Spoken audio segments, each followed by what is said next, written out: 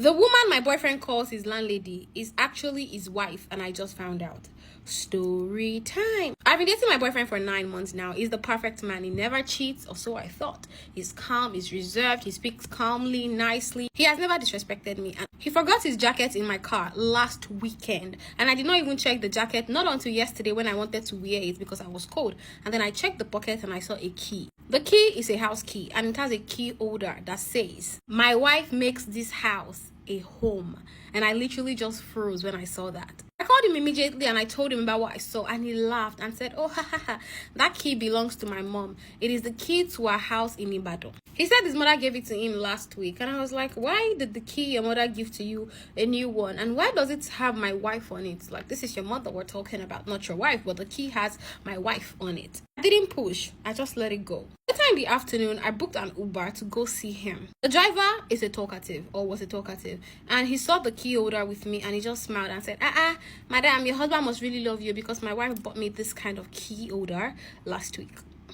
And he proceeded to say that they sell it in a couple set. So she has one and I also have one. My heart literally stopped. What do you mean a couple set? So where is the other key holder? If his mom gave it to him, who gave it to his mom? Because his dad is late. So this is not what I'm thinking, is it? Because his apartment, it smelled different. Like I was smelling a woman's fragrance everywhere.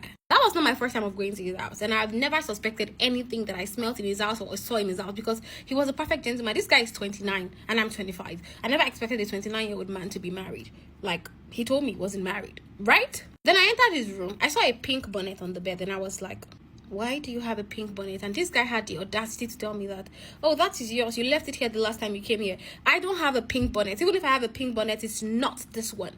What do you mean? I really don't know why everything started happening yesterday, because after this whole bonnet thing went down, he went to the kitchen to get me water, and I heard his neighbor saying something to him. Like, the neighbor was passing the window across and was like, "She's back already. I thought she traveled." Of course I heard, and I was wondering who traveled. Like, I'm literally here. I did not go and come back. Like, what's going on? I didn't say anything. I waited for him to come out from the kitchen, and then I yelled, "John, you have a wife. Where is your wife? Who is your wife?" Then he giggled. I was like, "Oh, you heard what the neighbor said." Then he had the audacity to tell me that it is you now because you come here and you go, so the neighbor thinks you're my wife.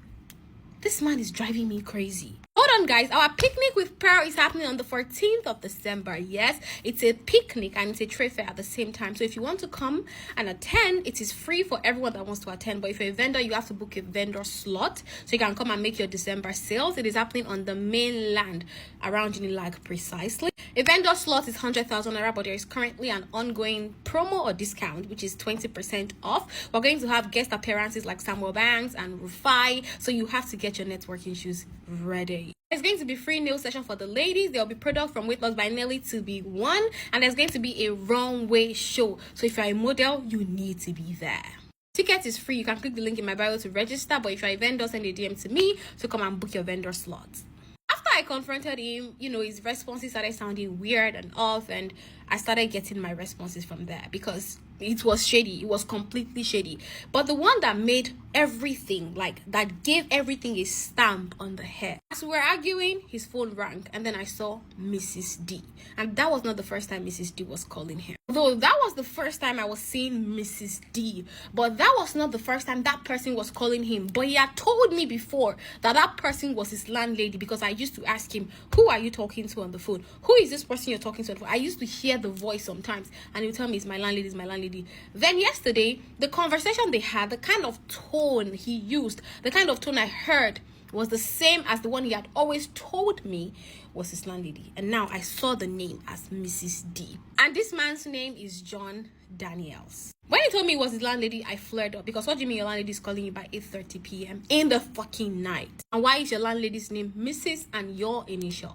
Now, I have not even gotten the full confirmation, but I'm scared. I left his house immediately. He has been blowing my phone, telling me that it's a lie, he's not married and all that. But I don't even know if I'm supposed to believe or if I'm supposed to give him the benefit of doubt. Should I listen to his explanation? Should I let it go? I'm so confused. If this man is really married, he's a psychopath, because he has been living a double life actively. This man is always actively involved in my life. You can never suspect that he has an entire family somewhere. So that is what is making me confused, because he was the perfect gentleman. So please advise me in the comment section. And to share your stories with me, send an email to me at talktopearlna@gmail.com. And if you want to attend our picnic with Pearl, click the link in my bio.